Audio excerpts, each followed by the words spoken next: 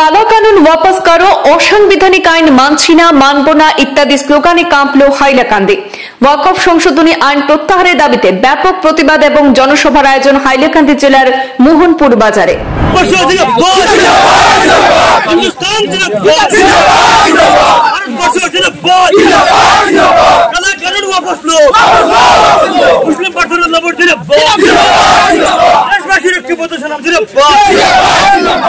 কেন্দ্রের ওয়াকফ সংশোধনী আইন প্রত্যাহারের দাবিতে মোহনপুর বাজার মসজিদ প্রাঙ্গণে কয়েক শতাধিক ধর্মপ্রাণ মুসল্লির উপস্থিতিতে অনুষ্ঠিত হয় এক প্রতিবাদী জনসভা। সেই জনসভায় সভাপতিত্ব করেন মোহনপুরের বিশিষ্ট সমাজসেবক এবং অবসরপ্রাপ্ত শিক্ষক শরফত আলী বরভূয়া।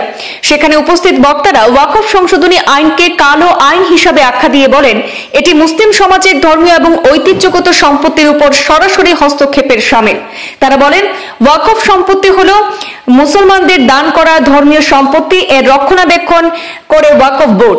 সরকারের এই হস্তক্ষেপ সম্পূর্ণ অগ্রহণযোগ্য। প্রতিবাদী জনসভা শেষে মহান আল্লাহর দরবারে এই আইন বাতিলের জন্য বিশেষ মোনাজাত অনুষ্ঠিত হয়। পরে মসজিদ থেকে বেরিয়ে মুসল্লিরা হাতে প্লে কার্ড এবং স্লোগান সহ গণতান্ত্রিক পদ্ধতিতে শান্তিপূর্ণভাবে রাস্তায় মিছিল করেন। স্লোগানে তারা আইন প্রত্যাহারের দাবিতে সোচ্চার হয়েছেন। কিন্তু আলগাপুর থানার ওসি এবং বর্ডার ডিএসপি বিদ্যুৎ শইকিয়া বিশাল পুলিশ এবং সিআরপিএফ বাহিনী নিয়ে ঘটনাস্থলে উপস্থিত হয়ে মাঝপথে প্রতিবাদীদের আন্দোলন আটকে দেন। পরবর্তীতে প্রতিবাদীরা শান্তিপূর্ণভাবে আলগাপুরের সার্কেল অফিসারের মারফত ভারতের রাষ্ট্রপতির উদ্দেশ্যে তাদের দাবি সম্বলিত একটি স্মারকপত্র প্রদান করেছেন। প্রতিবাদকারীরা হুঁশিয়ারি দিয়ে বলেন, যতদিন পর্যন্ত না এই সংশোধনী আইন বাতিল করা হচ্ছে ততদিন তারা শান্তিপূর্ণভাবে এবং গণতান্ত্রিক উপায়ে আন্দোলন চালিয়ে যাবেন। এই প্রতিবাদ কর্মসূচি সুশৃঙ্খলভাবে এবং শান্তিপূর্ণ পরিবেশে সম্পন্ন হয়, যেখানে স্থানীয় মানুষদের স্বতঃস্ফূর্ত অংশগ্রহণ ছিল চোখে পড়ার মতো। এটা মুসলমানের একটা আবেগিক সভা। ইসলাম ধর্মাবলম্বী লোকে ওয়াকফ সম্পত্তি যেগুলো ছিল, এই ওয়াকফ সম্পত্তি ইসলাম ধর্মাবলম্বী লোকেদের মধ্যে একটা বোর্ড তৈরি করে, সেই বোর্ডে এটাই ম্যানেজ করতে হবে, কিভাবে ওটা ব্যবহার করতে হবে না হবে। এই ওয়াকফ শব্দের অর্থ হলো দেবোত্তর, দেবতার নামে উৎসর্গ করা। ওটা কোনো ব্যক্তিগত প্রপার্টি না, ওটা দেবতার নাম উৎসর্গ হয়ে গেল। কিন্তু সেই দেবতার নাম উৎসর্গিত মুসলিম ধর্মাবলম্বীদের উৎসর্গিত জমিটাই পরিচালনা করার জন্য বোর্ড ছিল, মুসলিম লোকদের নিয়ে বোর্ড ছিল। কিন্তু সরকার এখন যে বিলটা তৈরি করেছে, বিলটা এখন অ্যাক্ট হয়ে গেল। এই অ্যাক্টে বলে সরকার ওই মালিক হয়ে গেল। আজ যদি আমার এই মসজিদ ওয়াকফ সম্পত্তির উপরে অবস্থিত আছে, যদি সরকার বলে এখানে আমি আর্মি রাখবো, এখানে স্কুল খুলবো, আমি বাধা দিব না, দিব, কারণ সরকারি প্রপার্টি হয়ে গেছে।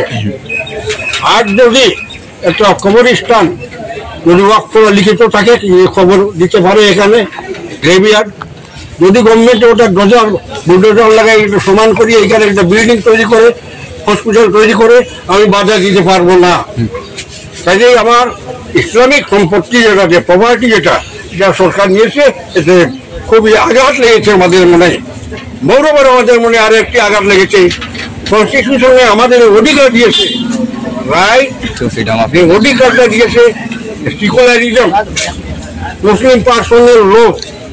আমাদের একটি ব্যক্তিগত, আমাদের ধর্মীয় একটি সত্তা আছে, ধর্মীয় রুল রেগুলেশন আছে, যাকে বলে শরিয়া আইন। ওটা সংবিধান স্বীকৃত। সেই শরিয়া আইনের উপরে সরকার হস্তক্ষেপ করেছে, কাজেই আমরা কোনো অবস্থায় মানতে পারি না। বর্তমানে তো একটা দুয়া চলছে, কিন্তু smoking is the index of the burning. সরকার এটা স্মরণ করতে হবে। এই স্মোকটাই হয়তো এক সময় বার্নিং হতে পারে। আমাদের যদি প্রাণ যায় এইটা রক্ষা করার জন্য, তবু আমরা বলবো আমরা শহীদ হয়েছি, এই শহীদের রক্ত আমাদের আছে, আমরা কখনোই এটা চাইবো না। আমরা আমাদের বুজুর্গ যারা আছে, এই সংগ্রাম পরিচালনা করার যে রুল রেগুলেশন যারা তৈরি করতেছে, তাদের নির্দেশ মোতাবেক আমরা চালিয়ে যাব। আমরা ওয়াকফ অ্যামেন্ডমেন্ট বিল মানছি না, মানব না, মানছি না, মানব না। ভারত সরকার নির্ভর ভারত সরকার নির্বাচন ভারত সরকার নির্বাচন মুসলিম ঐক্য এক হোক মুসলিম ঐক্য এক হোক মুসলিম ঐক্য এক হোক যারা যে মানুষ ইয়াতে একত্রিত হয়েছে একত্রিত হয়ে এই ওয়াকফ এমেন্ডমেন্ট বিল যেটা পাস হয়েছে তার বিরোধিতা করেছে গোটে কালি অসম নহয় গোটে ভারতবর্ষ চলি আছে আপনাদের দেখিছে যে ওয়েস্ট বেঙ্গলত আমার ইয়াতে আপনার তৃণমূল সরকার চলি আছে মাননীয় মুখ্যমন্ত্রী মমতা বন্দ্যোপাধ্যায় বর্ষনা প্রস্তাব লৈছে অধিবেশনত চলি থাকা অধিবেশনত লব আর যে এই বিল পাস হওয়ার কারণে কেবল খালি মুসলিম মানুষ নহয় গোটে ভারতবর্ষের ধর্ম নিরপেক্ষ মানুষ আজি এই বিলের বিরোধিতা করে আছে আগতে আমার ওয়াকফ বোর্ডের যে ক্ষমতা আছিলে এই এমেন্ডমেন্টত এই ক্ষমতাটো হ্রাস করা হয়েছে আর কিছু সংযোজন করা হয়েছে যেটার কারণে আজি গোটে অসমৰ মুসলিম ভারতবর্ষের মুসলিম মানুষে প্রতিবাদ করে আছে জমিয়ত উলামা হিন্দ করে আছে মুসলিম পার্সোনেল ল বোর্ড করে আছে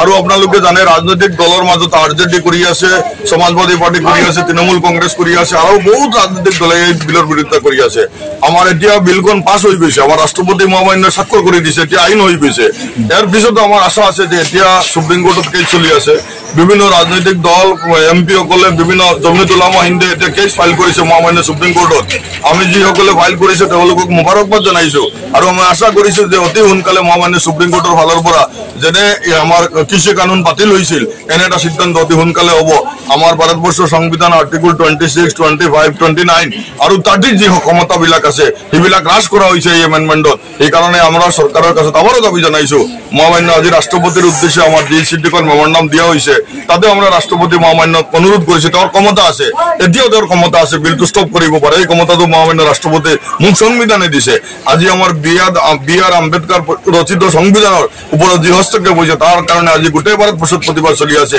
ইয়ার একটা অংশ হিসাবে মুসলিম পার্সোনেল ল বোর্ডের নির্দেশ অনুসারে আজি মনপুর ইয়াতে একটা প্রতিবাদ চলিছে।